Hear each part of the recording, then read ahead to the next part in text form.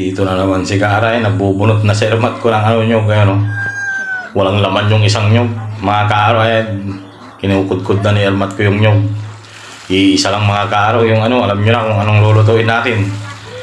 Diyan yung tilapia mga kaaro, sakto lang sa lagyan. Pinipare ko na rin yung magagamitin natin. Luya, tapos tawag dyan yung sibuyas tsaka bawang mga kaaro.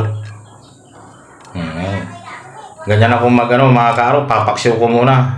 Pinailalim ko pala yung yung luya mga kaaro para pag sumingaw doon mapupunta sa yan, yung sa isda natin, bitchin, paminta, asin, tapos suka. Papaksiw ko muna mga kaaro bago natin yan, nor cubes, nagyan ko ng nor cubes, pampalasa ng sabaw. Yan, ihalo natin yan para dumami yung mga kaaro, talong. Masarap-sarap din yan mga kaaro. Yung iba piniprito yan pero ako hindi na. Para lalong kumapit yung gata mamaya. Yan. Kakulo lang mga kaaro, inulog ko na yung talong para magsabay-sabay maluto at hindi madurog yung isda. Yan, ilagay ko na yung unang gata.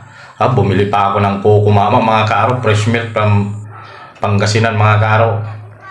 Lagyan ko rin ng pichay, tapos sili. Ayun na, malapit-lapit na yan mga kaaro. Bang! Alam nyo nakasunod dyan mga kaaro. Tanghalian tayo dyan, taga Luzon, Visayas, Mindanao, tsaka yung mga nasa ibang bansa dyan, pananghalian na dito sa Pangasinan. Panangod tulad dyan Pangasinan mga kaaro, mangudto tayo namin. Maraming salamat sa nag-like, nag-comment at nag-share. Medyo tumataas na rin yung views ko mga kaaro. Good news. Maraming salamat sa inyo.